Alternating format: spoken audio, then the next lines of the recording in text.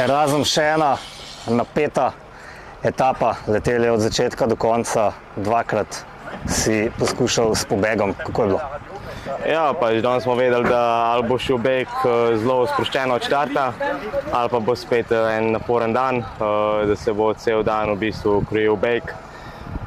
Jaz sem pač imel to etapo začrtano, da probam od štarta iti v beg, ki je bil bolj klančarski del. Več vzponov je bilo, kratkih vzponov, kakor mi ustreza. Bil sem dvakrat tam, kjer je bilo treba, imeli smo že enkrat lepo prednost, lepa prednost je bila kar lepa grupa, 15 kolesarjev. Nažalost Italijanom ni ustrezal, so nas ujeli, potem sem še enkrat poskušal z parimi prijatelji, smo nekaj časa bežali, ampak so Italijani spet nazaj nas pripeljali. Potem pa v bistvu sem si vzel majhen čas za predih, takrat se je odpeljal beg, ki je na koncu prišel do cilja. Nimaš kaj, nažalost smo imeli Marolta noter, ki ni glih eden najhitrejših kolesarjev. Mogoče, če bi še meni uspel ali pa Rauberju takrat priključiti, bi bila druga zgodba, ker bi bili po dva, vsaj eden hitrejših kolesarjev.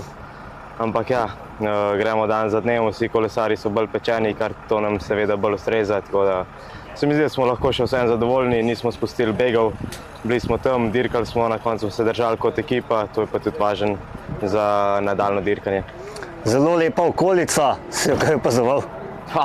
Ni bilo glih časa, bolj smo gledali samo Garmin, pa koliko še manjka, ker danes se je kar vlekel, skozi je bilo ena in isto, občutek je bil, da smo prišli na ena in isti mej že vsaj 10-krat.